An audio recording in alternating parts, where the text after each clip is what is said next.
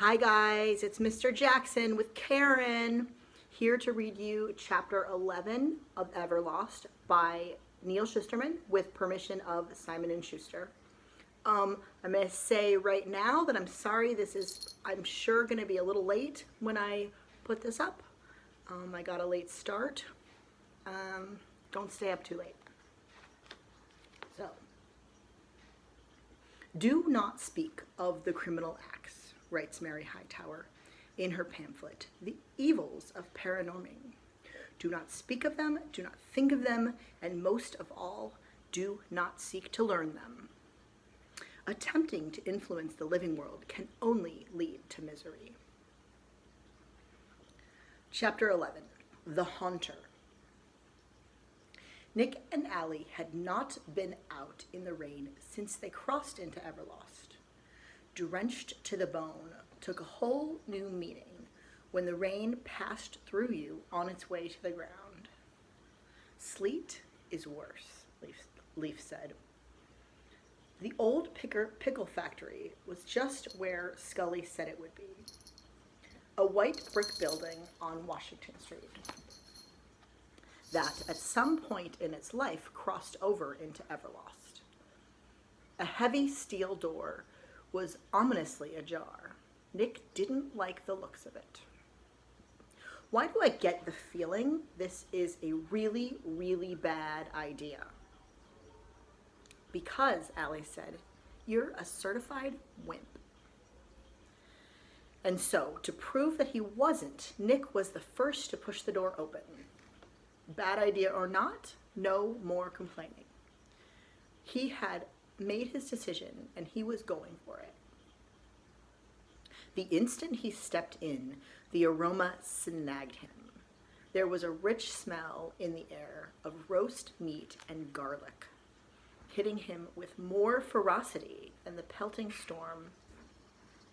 The aromas were so wonderful they made Nick weak at his knees. The building had been gutted, leaving nothing but clouded windows, a concrete floor, and black girders holding up the floor above. Hanging from the ceiling was the source of the wonderful smell. Roast chickens, turkeys, and smoked fish hung from meat hooks. Entire salamis hung from strings. It's true then, said Allie in a charged whisper. The haunter can rip whatever he wants right out of the living world. I'll never doubt you again, said Nick. Wow, was all Leaf could say.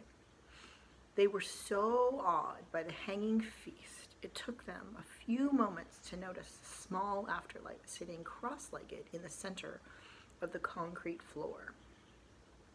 He looked frozen there, as if he hadn't moved for many years. His glow had a yellow tinge to it and shimmered faintly against the gray walls. I've been waiting for you, said the haunter. Nick found his feet, not wanting to move forward until Allie whispered in his ear. He probably says that to anyone who shows up. He's just a little kid, said Leaf, but Allie shushed him. The three kids approached the seated figure. The light was dim, but as they got closer, they could see that even though he had died young, the haunter was a very, very old spirit. Physically, he couldn't be any older than 6. And yet, there was such a sense of age in him. He might as well have been a withered old wizard. The clothes he wore barely looked like clothes at all. They were furs stitched together, perhaps to protect him from an ice age that had passed 20,000 years ago. Tell me why you have come, the haunter said in his high-pitched voice. He had only one visible tooth.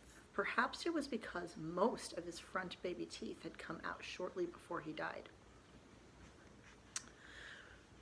We heard you can teach people to haunt the living world. Allie said. I teach nothing, he said.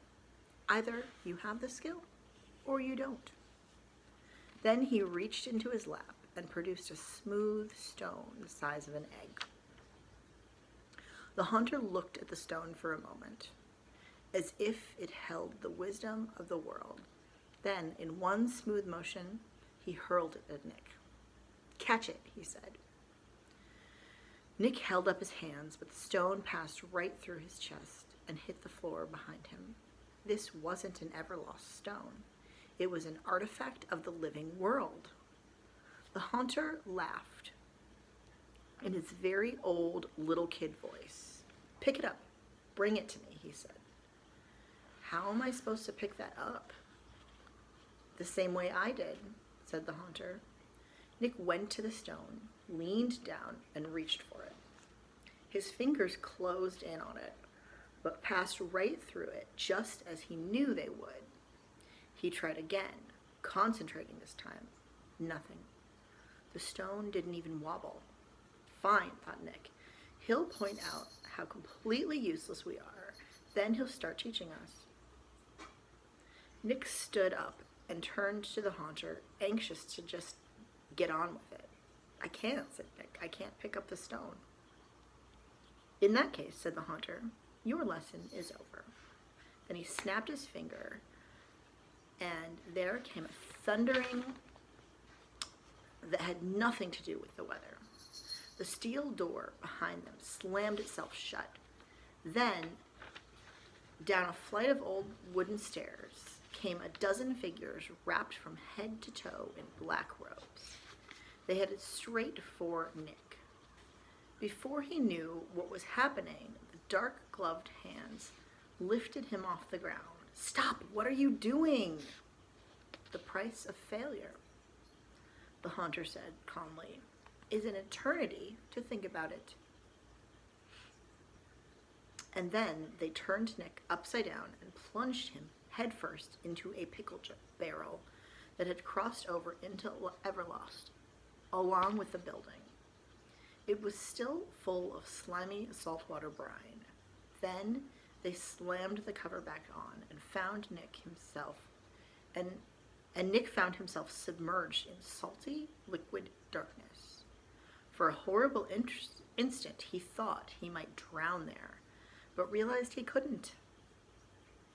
The brine was in him, around him. It sloshed through the place where his insides should be. It filled his mouth and nose, yet still he did not drown and never would. Allie stared at the barrels, paralyzed with disbelief, listening to Nick's angry, muffled screams from within as the dark-robed figures nailed the lid on tight.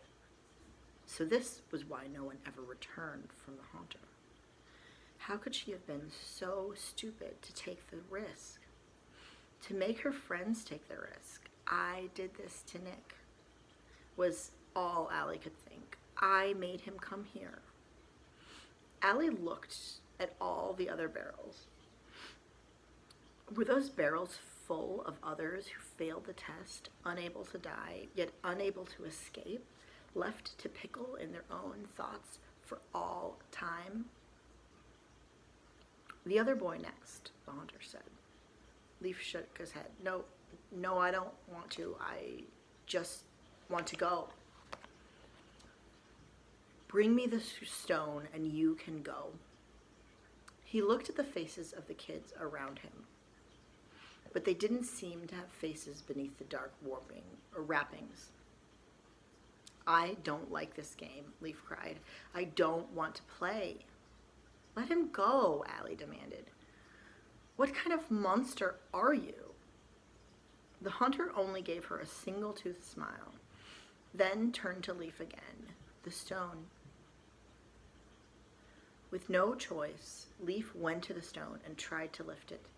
He grunted in frustration with each grasp, and Allie suddenly found herself thinking of that stupid arcade game where the claw tried to scoop up a stuffed animal. The claw almost always came up empty-handed, and so did Leaf. No! The hunter's goons were on him, and although Leaf and Allie tried to fight them, there were just too many of them. Leaf was plunged into another barrel, kicking and screaming and sloshing brine across the floor until they nailed on the lid. Allie could hear his sobs from within the awful brine. Then the dark figures pulled open the lid of a third barrel and waited. "Bring me the stone," the haunter said to Allie. Allie always prided herself on being cool in a crisis and coming through when it really mattered. She had to figure the angle here. She had to think them all out of this. "I'll bring you the stone if you release my friends." The hunter did not move, did not bat an eyelash. Allie knew she was in no bargaining position. Yet still, the hunter said, "Agreed. Your friends for the stone." So this was it, then. She had brought them here, and only she could get them out. A stone on the ground. It seemed such a simple thing, but she reached for it with the same terror with which she would have reached for a burning coal. Grabbing the stone was like trying to grab a shadow. Her fingers passed through it again and again, and she found herself angry at the stone, a stubborn piece of the living world, refusing to admit that she existed. "I am," she wanted to shout at it. "I exist and I will move you." Still, her fingers passed through it again and again. "Enough," said the haunter, and his goons advanced on her. "Move, you stupid stone." Allie forced every ounce of her will to the tips of her fingers and closed them again over the smooth rock. And again, her fingertips failed her. But this time, the stone wobbled. Suddenly, the goons stopped moving, and the hunter stood up. The entire world seemed perched on the tips of Allie's fingers. "Go on," the haunter said. Allie reached for the stone. One more time. She had made it wobble. She had moved it. The knowledge that she had done it gave her an inkling of faith that she might do it again. This time, she reached for it with not just her fingertips, but with both hands. And she tried to scoop it up in her palms. "I will not leave my friends in those barrels," she told the stone. "I will not be a victim of this monster child. You will rise off the floor." And it did. Although the stone sank deep into her ghostly hands, it came off the ground. Allie did not let her excitement break her concentration. She held her will in the palms of her hands along with that stone. It was heavy. It was perhaps the heaviest thing she had ever lifted, but she did not feel its weight in her muscles. This was a weight she could feel in her soul. And the strain was so great, she felt her spirit would tear it apart. Slowly she moved towards the haunter, and his goons backed away. "Here's your stone," she said. He held out his hand, and she brought her hands over to his. The stone lingered in her hands an instant longer. Then it fell right through and into the haunter's open palm. He closed his palm around it. "Very good. A skill is best revealed when one has no choice but to show it. Free my friends." 5 years of study," the haunter said. "What?" "You have shown your skill. Now you must develop it and discover what other skills you have. Because where there is one skill, there are more." Study with me for 5 years, and then I shall free your friends from their barrels. Allie took a step back. That wasn't our agreement. The haunter showed no expression. I said I would free them. I never said when. This time, instead of coming up with a clever, well-thought-out approach to the situation, she found herself lunging for the haunter, which, of course, did no good, because his goons were there to hold her back. Their strength seemed unnatural, even for Everlost spirits, and in a moment, she found out why. In her struggle, she grabbed at the scarf covering one of their faces, and what she saw terrified her. She should have known something was wrong from the beginning. If Afterlights all wore the clothes they died in, what were the chances of finding a team of goons, all shrouded in black? These weren't Afterlights at all. They were shells. And when Allie peeled back the scarf from the face, she saw nothing behind it, just cloth curving around the back of a head that didn't exist. Allie screamed, reached for the other faces, and then one after another, she revealed them as empty, soulless soldiers. This trick was part of the haunter's skill. Wrapping clothes around empty air, creating soldiers out of nothing. The more Allie screamed, the louder the haunter laughed. Handless gloves gripped her tightly and carried her to the door. Come back when you are ready to learn, the haunter said. Then they pulled open the iron door and hurled her out onto the street, slamming the door behind her. She tried to push herself up on her elbows, but found she couldn't and realized she was sinking into the middle of the living world street. She struggled to free herself, but only became more deeply embedded in the asphalt, which seemed more like tar trying to take her down. A garbage truck rolled over her, its wheels rolling straight through her head like it wasn't there. And it only made her angrier. Angry enough that one of the rear tires blew as it crossed through her. The truck slammed on its brakes and pulled over to the side of the street, up ahead. Did I blow out that tire? But if she did, she didn't care. Not now. With a heavy force of will, she pulled herself upright, now standing waist deep in the asphalt. She worked her legs and pressed with her hands until she had pulled herself out of the street. She ran to the door of the haunter's lair.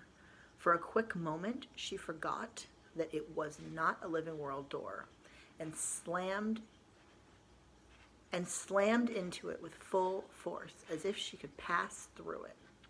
She bounced off the solid steel, almost landing back in the street. She pounded on the door over and over, ramming her shoulder against it. She tried to climb through windows, but they were eternally blocked with security bars that had crossed over into Everlost, along with the rest of the building. For hours, she tried to find a way in, and by dawn, she was no closer to freeing her friends than she had been when she started.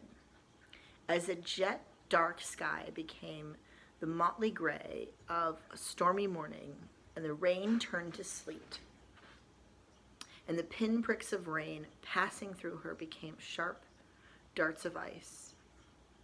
Discomfort, but not pain, never pain, which just fed her rage. This not dead state robbed her of her right to feel with her body, and that made the anguish of her soul all the more severe. Come back when you are ready to learn, the haunter had said, but Allie already knew she would never be his student. She was no monster, and neither would she study under a monster. She would be back, though. She would come with a force of 300 kids, Mary's kids. They would tear the place down, brick by brick, if they had to, until there was not even a ghost of a building.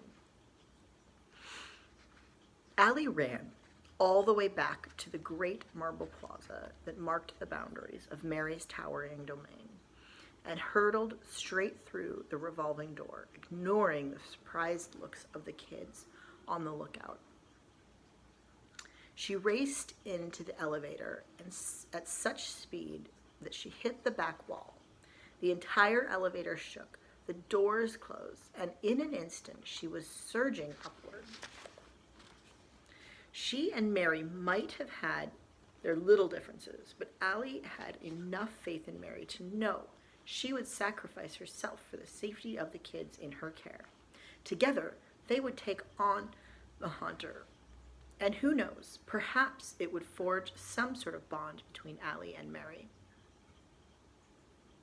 She began at the top floor, but Mary wasn't there. There were kids in the foodless food court playing their morning games. Mary, where's Mary? I have to find her. Allie went to the arcade floor, the publishing room, the TV room, and everywhere she went, kids followed. Her commotion actually drawing kids right out of their routines, like a speeding train pulling a swarm of leaves behind it, caught in its drift. Mary was nowhere. Very, however, seemed to be everywhere. Everywhere she went, Very seemed to find a way to get there first. Mary knows where you went last night, Very announced. Everyone knows. Allie looked around at the other kids, and Allie knew from the way they looked at her and from the distance they kept that she had suddenly become an outsider. Someone to be feared, someone who could not be trusted. Mary doesn't want to talk to you, Very said, ever. Listen, you little weasel. You tell me where Mary is, or I swear I'll take you straight out into the living world and stomp you down so hard you'll sink clear to China. When Very didn't talk, Allie took things into her own hands. Allie had heard that Mary liked to wander the unused floors when something was troubling her. A quick trip to the elevator control room found the elevators on the usual floors except one. There was a single elevator waiting on the 58th floor. It was the emptiness that hit Allie first. She knew the unused floors of the great towers were empty, but some were more empty than others. When you stood in the concrete expanse of floor 58, you felt the only person in the universe. You felt like the only person in the universe. Mary was there all right, in a far corner, looking out of the window at the world below. When she turned to see Allie, her expression hardened. Other elevators began to arrive, and kids piled out of stairwells to watch the situation unfold. Mary strode toward her with such sternness about her, Allie felt sure Mary would slap her. But she didn't. Instead, Mary stopped a distance away, dueling distance. Allie thought. The distance from which Aaron Burr must have shot Alexander Hamilton. I want to know where Nick is, Mary asked. Allie could see she had been crying, although Mary tried not to show it. I need your help, Allie said. First, tell me where Nick is. Allie hesitated. This wasn't going to be easy. Leaf and Nick and I have been captured by the haunter.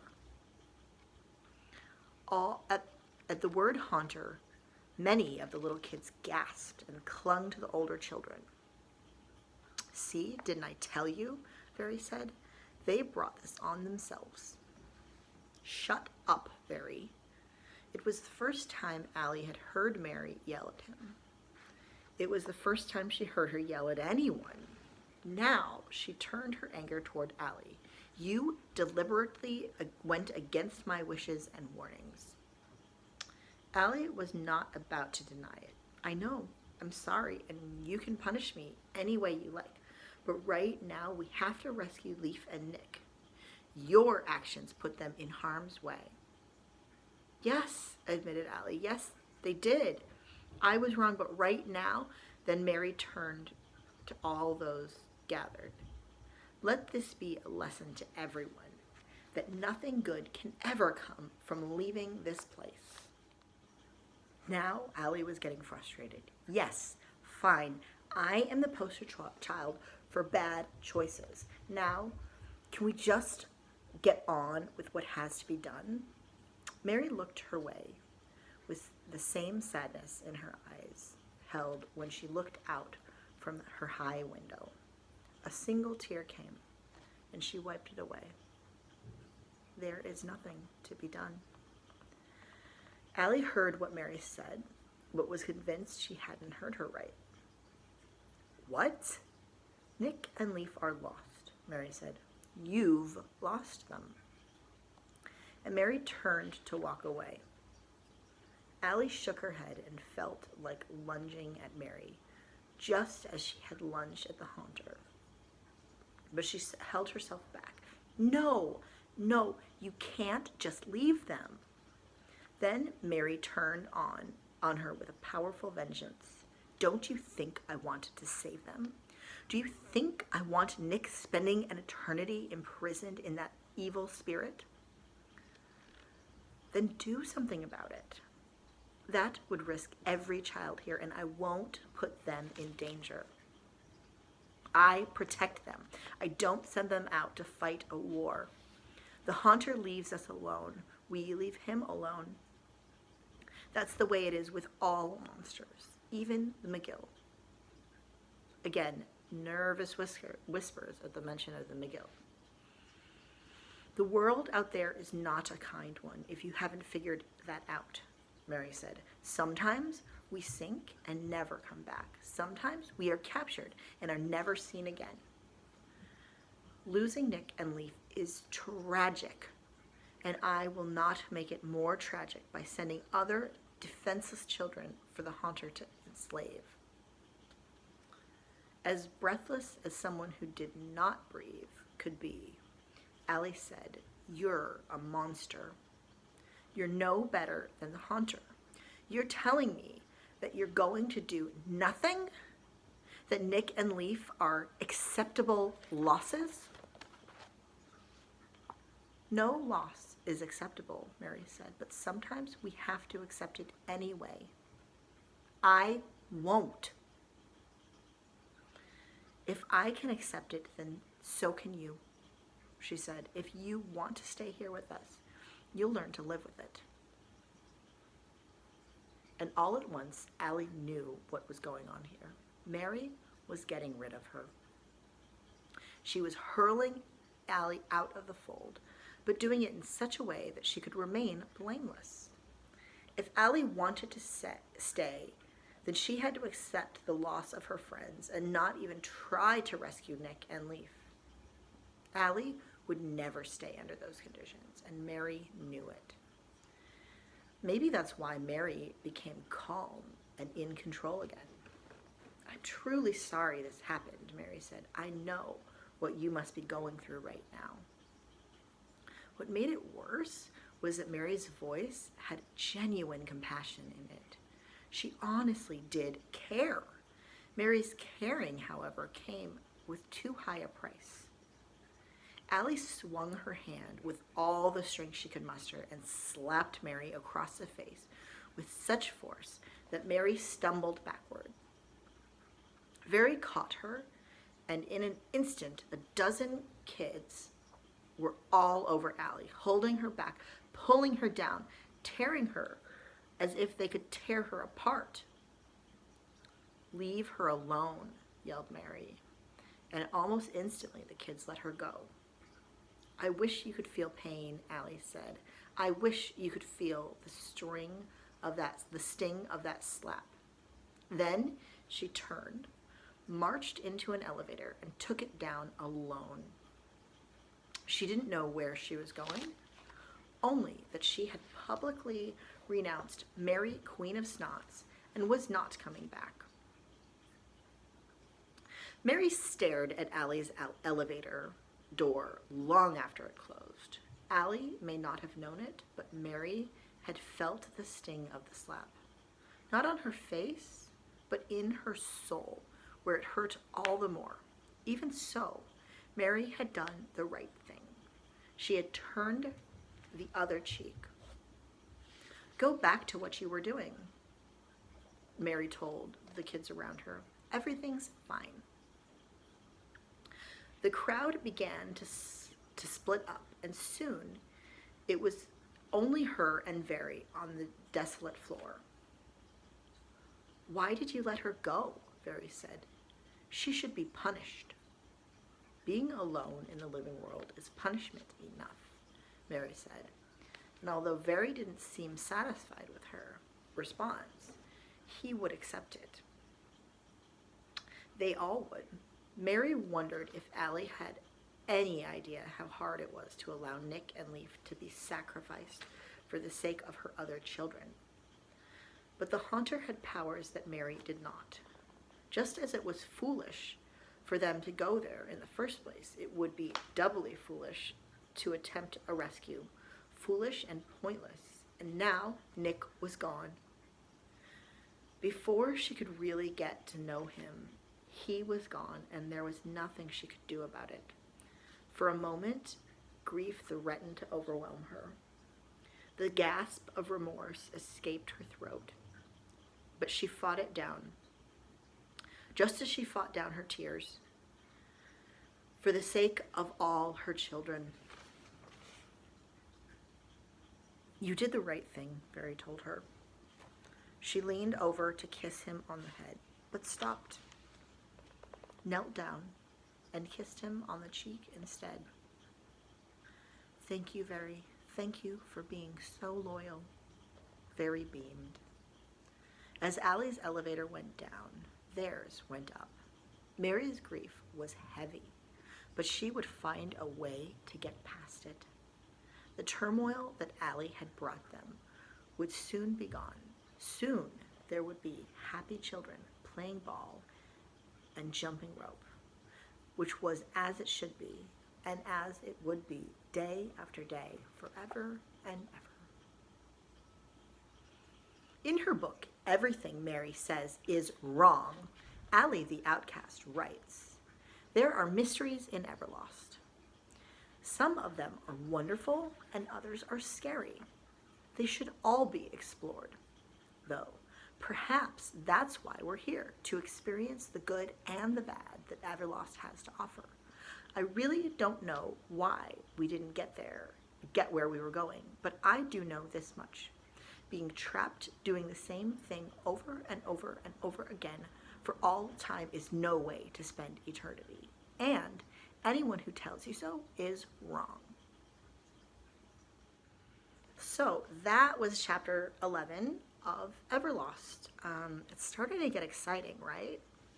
So, first question, not really a question, but would you like to be trapped in a pickle barrel for all of eternity? Why or why not? I know I wouldn't. That sounds horrible. Next question. Why do you think that Allie was able to lift the stone when Leaf and Nick were not? Do you think Allie has something special about her, or do you think that she just tried harder? Next, so Mary says that she does not want to save Nick and Leaf because she does not want to put all of her other kids in danger just to save two people. Do you think that she did the right thing? Why or why not? then do you think Allie did the right thing by leaving? Yeah. And then just one more thing. Notice that book that we read, the little excerpt we read between chapters. This time it is not a book by Mary. It's a book by Allie, the Outcast, which now Allie's got like a cool new name, Allie the Outcast. So how cool is that Allie's writing books now too? And her books are all about saying Mary's wrong. So that's kind of fun. Anyway, hope you guys are having a good weekend. I miss you. Hope you're staying safe.